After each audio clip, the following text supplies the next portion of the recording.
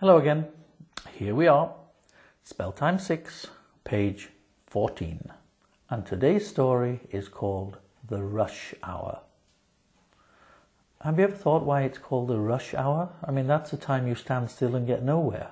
But anyway, today's story is called The Rush Hour. As usual, during the rush hour, everyone was in a hurry to get home, and the traffic moved at a snail's pace.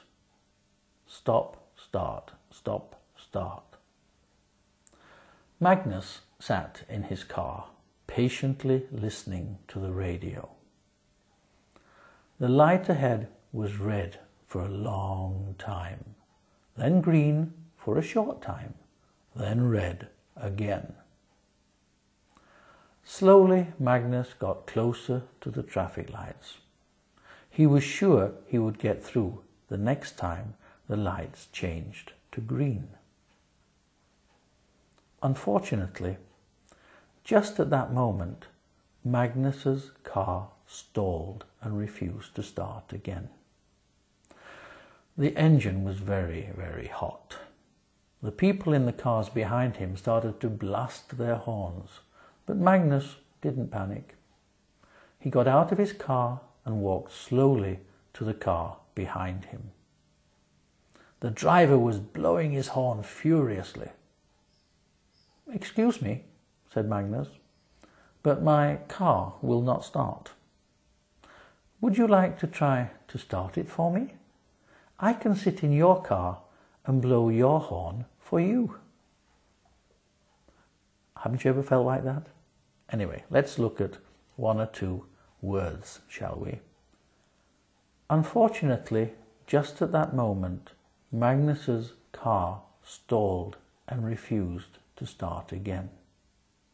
Now this apostrophe S, that shows that something belongs to somebody. You can say John's car. John apostrophe S. Mary's bicycle. Mary apostrophe S. But if the name already ends in S, then you'll say, for example, Charles's book, Magnus's house. It's the apostrophe S. Some people, you'll hear, will say it's Charles' book.